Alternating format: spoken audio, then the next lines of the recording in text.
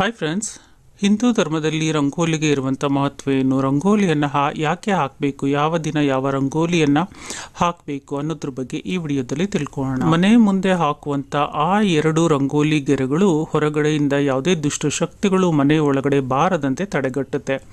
ಅದೇ ರೀತಿ ನಮ್ಮ ಮನೆಯಲ್ಲಿರುವಂಥ ಲಕ್ಷ್ಮೀ ದೇವಿ ಮನೆ ಹೊರಗಡೆ ಹೋಗದೆ ಇರುವಂತಲೂ ಸಹ ತಡೆಗಟ್ಟುತ್ತೆ. ಮನೆಯ ಮುಂದೆ ಒಂದು ರಂಗೋಲಿಯನ್ನು ಹಾಕಿ ಅದರ ಸುತ್ತ 4 ಗೆರೆಗಳನ್ನು ಎಳೆದಿದ್ದೆ ಆದರೆ ಮನೆಯಲ್ಲಿ ಶುಭ ಕಾರ್ಯ ನಡೀತಾ ಇದೆ, ಒಂದು ಸಂತೋಷದ ಕೂಟ ನಡೀತಾ ಇದೆ ಅಂತ ಅದರ ಅರ್ಥ. ಹಬ್ಬಗಳ ದಿನಗಳಲ್ಲಿ ಒಂದು ಹೂವಿನ ರಂಗೋಲಿಗಳನ್ನು ಹಾಕಿ ಅದರ ಮೇಲೆ ದೀಪವನ್ನು ಅಂಟಿಸಿಟ್ಟಿದ್ದೆ ಆದರೆ ಮನೆಗೂ ತುಂಬಾನೇ ಶುಭ. ದೇವ್ರ ಮನೆಯಲ್ಲಿ ದೇವರನ್ನು ಕೂರಿಸುವ ಪೀಠದ ಮೇಲೆ ಒಂದು ಅಷ್ಟದಳದ ರಂಗೋಲಿಯನ್ನು ಹಾಕಿ 4 ಕಡೆ ಗೆರೆಗಳನ್ನು ಎಳೆದಿದ್ದೆ ಆದರೆ ತುಂಬಾನೇ ಶುಭ. ದೇವರು ಬಂದು ಆ ಒಂದು ಪೀಠದ ಮೇಲೆ ಖಂಡಿತವಾಗ್ಲೂ ನೆಲೆಸ್ತಾರೆ.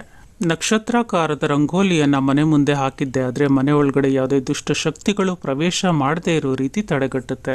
ನಾವು ಬಿಡಿಸುವ ಚುಕ್ಕಿಗಳ ರಂಗೋಲಿಯಲ್ಲೂ ಸಹ ಅನೇಕ ಒಂದು ಕೋನಗಳು ಅಡಗಿದೆ. ಅವು ಕೇವಲ ರಂಗೋಲಿಗಳಲ್ಲ, ಯಂತ್ರಗಳು ಸಹ ಆಗಿರುತ್ತೆ. ಈ ರೀತಿ ರಂಗೋಲಿಗಳು ನಮ್ಮ ಮನೆಯನ್ನ ರಕ್ಷಣೆಯನ್ನ ಮಾಡ್ತಾ ಇರುತ್ತೆ. ಆದ್ರಿಂದ ರಂಗೋಲಿಗಳನ್ನು ಯಾವುದೇ ಕಾರಣಕ್ಕೂ ತುಳ್ಕೊಂಡು ನಡಿಬಾರದು. ತುಳಸಿ ಕಟ್ಟೆ ಹತ್ರ ಮಂಗಳವಾರ ಶುಕ್ರವಾರ ಅಷ್ಟದಳದ ರಂಗೋಲಿಗಳನ್ನು ಹಾಕಿ ದೀಪಗಳನ್ನು ಹಚ್ಚಿಡಬೇಕು. ಯಜ್ಞ ಯಾಗಾದಿಗಳಲ್ಲೂ ಒಂದು ಆರಾಧನೆಗಳಲ್ಲೂ 4 ಗೆರೆಗಳ ರಂಗೋಲಿಯನ್ನು ಹಾಕಬೇಕು. ದೇವರ ಹೋಲಿಕೆ ಇರುವ ರಂಗೋಲಿಗಳನ್ನು, ಶ್ರೀ, ಓಂ, ಸ್ವಸ್ತಿಕ್ ರಂಗೋಲಿಗಳನ್ನು ಯಾವುದೇ ಕಾರಣಕ್ಕೂ ಹಾಕಬಾರ್ದು. ಅದು ಹಾಕಿದ್ರೂ ಸಹ ನೀವು ಅದನ್ನು ತುಳ್ಕೊಂಡು ಓಡಾಡಬಾರ್ದು. ಅದು ತುಂಬನೇ ಅಶುಭ, ಅದು ಶ್ರೇಷ್ಠವಲ್ಲ. ಅದನ್ನು ಹಾಕದೇ ಇರೋದೇ ಒಳ್ಳೆಯದು. ಯಾವ ಸ್ತ್ರೀ ದೇವಸ್ಥಾನಗಳ ಮುಂದೆ, ವಿಷ್ಣು ದೇವರ ಮುಂದೆ ಒಂದು ರಂಗೋಲಿಗಳನ್ನು ಹಾಕ್ತಾ ಇರ್ತಾರೋ ಅವರಿಗೆ ವೈಧವ್ಯ ಅನ್ನೋದು ಬರೋದಿಲ್ಲ, ಸೌಭಾಗ್ಯವತಿಯಾಗಿ ಸದಾ ಇರ್ತಾಳೆ ಅಂತ ಒಂದು ಭಾಗವತ ಪುರಾಣದಲ್ಲಿ ಹೇಳಲಾಗಿದೆ.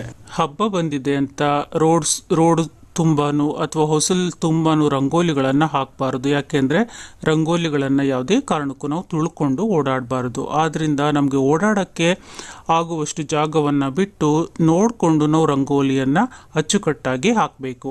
ದಿನಾಲೂ ರಂಗೋಲಿ ಹಾಕಬೇಕಲ್ಲ ಅಂತ ಬೇಜಾರು ಪಟ್ಕೊಂಡು ಒಂದು ಸ್ಟಿಕ್ಕರ್ಗಳನ್ನು ಮನೆ ಮುಂದೆ ಯಾವುದೇ ಕಾರಣಕ್ಕೂ ಅಂಟಿಸೋಕ್ಕೆ ಹೋಗಬಾರ್ದು. ಅದು ನಮ್ಮ ಮನೆಗೂ ಶುಭವಲ್ಲ. ರಂಗೋಲಿ ಬಿಡಿಸುವಂಥ ಸಮಯದಲ್ಲಿ ಅಕ್ಕಿ ಹಿಟ್ಟಿನಿಂದಲೋ ಅಥವಾ ರಂಗೋಲಿ ಪುಡಿಯಿಂದಲೋ ಕೈನಿಂದಲೇ ಒಂದು ರಂಗೋಲಿಯನ್ನು ಸ್ತ್ರೀ ಬಿಡಿಸಬೇಕು. ತುಳಸಿ ಕಟ್ಟೆ ಮುಂದೆ ಪ್ರತಿದಿನ ರಂಗೋಲಿಯನ್ನು ಹಾಕಿ ದೀಪವನ್ನು ಬೆಳಗಿಸೋದ್ರಿಂದ ಮನೆಯಲ್ಲಿ ಒಂದು ಪಾಸಿಟಿವಿಟಿ ಅನ್ನೋದು ಜಾಸ್ತಿ ಆಗುತ್ತೆ. ಹಿಂದಿನ ಕಾಲದಿಂದಲೂ ರಂಗೋಲಿಗಳು ಒಂದು ಸೂಚಕವನ್ನು ವ್ಯಕ್ತಪಡಿಸ್ತಾ ಇತ್ತು.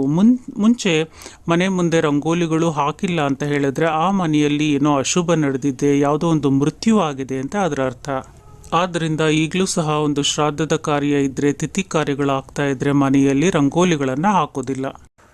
ರಂಗೋಲಿಗಳು ಹಾಕುವುದರ ಹಿಂದೆ ಸಾಮಾಜಿಕ, ಮಾನಸಿಕ, ಆಧ್ಯಾತ್ಮಿಕ, ಒಂದು ಆರೋಗ್ಯಕರ ಅನೇಕ ಒಂದು ಕೋನಗಳೇ ಅಡಗಿದೆ ಅಂತ ಹೇಳ್ಬೋದು.